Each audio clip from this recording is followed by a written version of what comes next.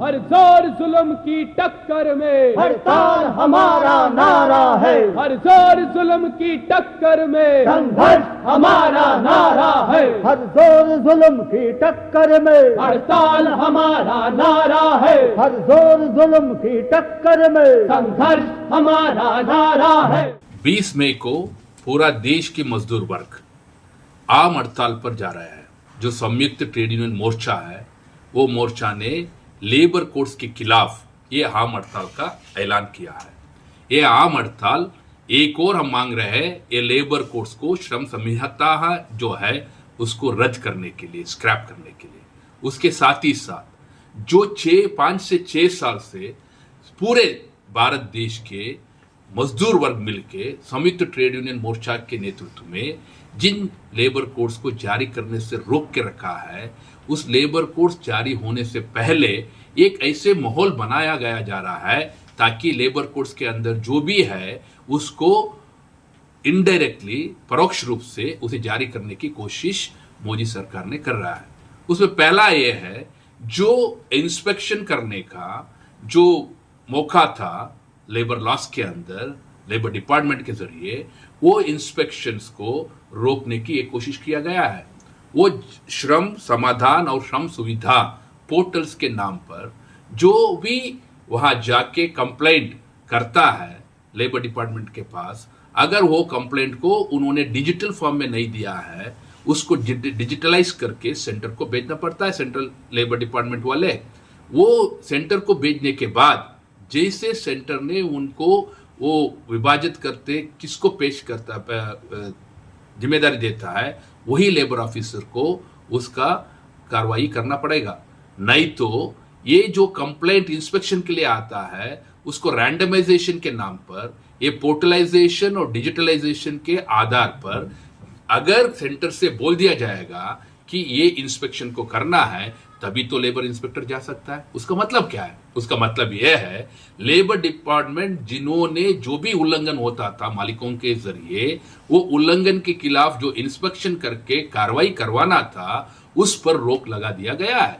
और इसको सेंट्रलाइजेशन के नाम पर, रैंडमाइजेशन के नाम पर रोक के मालिकों को मुक्त अवकाश दिया गया है, एक और दूसरा यह है जन विश्वास एक्ट 1.0 के नाम पर इस देश के 41 जो लेजिस्लेशंस थे, उन 41 लेजिस्लेशन में 180 जो प्रोविजंस था, उन प्रोविजंस जो क्रिमिनलाइज करते थे, उन प्रोविजंस के जरिए मालिकों की कारनामाओं को, उन क्रिमिनलाइज करने की ये जो प्रोसेस था उसमें उनकी कारावास की सजा को बंद करके उसके जगह में उनके लिए दंड लगाने की ये मौका दिया गया है। इसका मतलब क्या है? जैसे बॉयलर्स एक्ट है, बॉयलर्स एक्ट में बॉयलर्स को एक राज्य से दूसरे राज्य को लेकर जाने के लिए, बॉयलर्स को इंस्टॉल करने के लिए, और बॉयलर में अगर कोई एक्सीडेंट हो गया होता तो उसका रिपोर्ट करने के लिए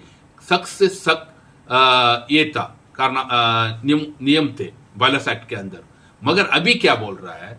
अभी जो बॉयलर्स एक्ट के अंदर संशोधन लाके इस जनविश्वास जो एक्ट है उसके तरफ से उन्होंने बोल रहा है, अगर बिना परमिशन कोई बॉयलर को शिफ्ट कर दिया गया है, इंस्टॉल कर दिया गया है, अगर वहां पे कोई एक्सीडेंट भी हो जाएगा, वो सब के लिए जो भी पहले उनका कारावास की सजा की जो भी प्रोविजंस थे उसको बंद करके कारावास की जगह में उन्होंने ये बोल रहा है फाइन लगा दिया जाएगा, फाइन से वो ठीक हो जाएगा। सो ऐसे ही टी प्लांटेशन एक्ट में भी अगर टी प्लांटेशन को वहां से निकालना हो, पहले सरकार से उनको लाइसेंस लेना था, मगर अभी ये बोल दिया जा रहा है बिना लाइसेंस वो टी प्लांटेशन को निकाल सकते हैं। उसका मतलब क्या है? अगर कोई बिना लाइसेंस या परमिशन सरकार की तरफ से वो टी प्लांटेशन को निकाल दिया जाते थे, उनको कारावास की सजा था। अभी कारावास की सजा के बदले में उन्होंने बोल रहा है कि फाइन देने से वो सजा को माफ कर सकता है। सो इसका मतलब यह है, जो भी क्रिमिनलाइज था गुनाहे, उनको डीक्रिमिनलाइज कर दिया गया है। मगर जो भी जनता आंदोलन पर है, धरना प्रदर्शन करेगा अपना हक के लिए, न्याय के लिए, उन धरना प्रदर्शन और आंदोलन को भी क्रिमिनलाइज करने की ये कोशिश किया गया है। वो किया गया है भारतीय न्याय संहिता, भारतीय नागरिक सुरक्षा संहिता और भारतीय साक्ष्य अधिनियम की तरफ से। भारतीय न्याय संहिता की धारा जो 111 है, धारा 111 जो संगठित अपराध के बारे में बोलता है, पहले इंडियन पीनल कोड में ये धारा 111 नहीं था और संगठित अपराध का भी ये प्रोविजन नहीं था। मगर अभी ये जो संगठित अपराध की प्रोविजन को अनलॉफुल एक्टिविटीज प्रिवेंशन एक्ट के तरफ से इंपोर्ट करते हुए भारतीय न्याय संहिता में लाया गया है। उसके साथ ये अनलॉफुल एक्टिविटीज प्रिवेंशन एक्ट के पहले जो भी उसका पूर्व अवतार था वो है टेररिस्ट एक्टिविटीज डिटेंशन एक्ट। वहां में जो टेररिस्ट एक्टिविटीज के लिए था धारा, उन धाराओं को अभी भारतीय न्याय संहिता में 111 धारा की तरफ से लेके आया गया है। उसका मतलब क्या है? जो भी अपने न्याय मांगते हुए अपना अधिकार और हक के लिए धरना प्रदर्शन करेगा, हड़ताल करेगा, उनके ऊपर इसके इस्तेमाल किया जा सकता है। उत्तर प्रदेश के भाजपा सरकार ने फिरोजाबाद में वहां का जो ट्रेड यूनियन लीडर था बोरी सिंह, उसके खिलाफ ये धारा 111 को इस्तेमाल किया है। उसका पर इल्जाम क्या है? इल्जाम ये है उन्होंने जाके वहां फिरोजाबाद में जो भी चूड़ियां बनाने वाले फैक्ट्री है, वो फैक्ट्री में जो वीडीए दिया नहीं गया है, वो वीडीए को मांग में रखते हुए उन्होंने धरना प्रदर्शन करने गया। उसको संगठित अपराध के नाम पर उसके ऊपर कानूनी कार्रवाई करके उसको गिरफ्तार कर दिया गया था। 22 दिन उसको बेल नहीं दिया था। बेल ने क्यों नहीं दिया? ये संगठित अपराध है। और भारतीय नागरिक सुरक्षा संहिता में चार्जशीट फाइल करने के लिए पुलिस को 90 दिन का मौका दिया गया है। पहले तो वो था 45 दिन, अभी उसको 90 दिन बना दिया। 90 दिन तक चार्जशीट ना फाइल करते हुए वो बेल को भी डाल सकता है पुलिस। और उसके बाद भारतीय साक्ष्य अधिनियम में जो भी कन्फेशन होते थे पुलिस के सामने, उसे न्यायपालिका ने ये नहीं मानता था कि वो एविडेंस है, साक्ष्य है करके। मगर अभी भारतीय साक्ष्य अधिनियम में जो भी कन्फेशन पुलिस के सामने होता है उसको भी उन्होंने माना है कि वो साक्षी हो सकता है। उसका मतलब एक और भारतीय न्याय संहिता में धारा 111 है, दूसरी ओर भारतीय नागरिक सुरक्षा संहिता में 90 दिन का मोहलत दिया गया है। उसके बाद ये कन्फेशन बिफोर पुलिस को भी कानूनी दायरे में सख्त माना गया है। ये सबको मिला के जनता अगर अपने अधिकार के लिए, हक के लिए कोई मांग रखते हुए धरना प्रदर्शन करेगा, हड़ताल करेगा, उसको भी उन्होंने गुनाह मान के संगठित अपराध की धारा के ऊपर उसको क्रिमिनलाइज करने की कोशिश की गई है।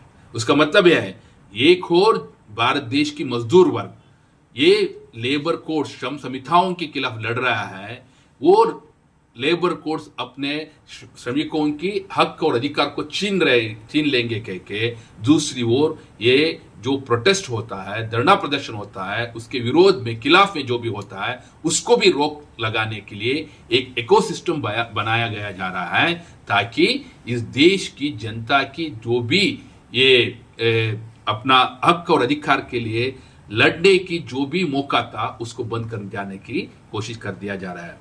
इसीलिए इसके खिलाफ भी लेबर कोड्स को स्क्रैप करो करके वो मांग रखते हुए, दूसरे मांगों के साथ मिलाते हुए, ये मई 20 तारीख को जो आम हड़ताल है उसमें सभी के सभी मजदूर भाग लेके उसको इतना ऐतिहासिक रूप से कामयाब बनाना, ताकि मोदी जी का जो भी सरकार है वो सुन ले कि उनकी जो भी कारनामे हैं वो जनता के खिलाफ है, मजदूर के खिलाफ है, किसान के खिलाफ है और राष्ट्र के खिलाफ भी है।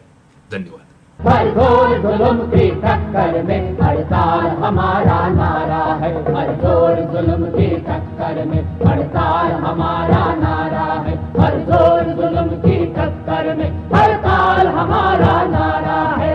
तुमने मांगे ठुकराई है, तुमने तोड़ा है हर वादा। तुमने मांगे ठुकराई है, तुमने तोड़ा है हर वादा। चीनी हमसे सस्ती रोटी, तुम चटनी पर हो आमादा। चीनी हमसे सस्ती रोटी, तुम चटनी पर हो आमादा।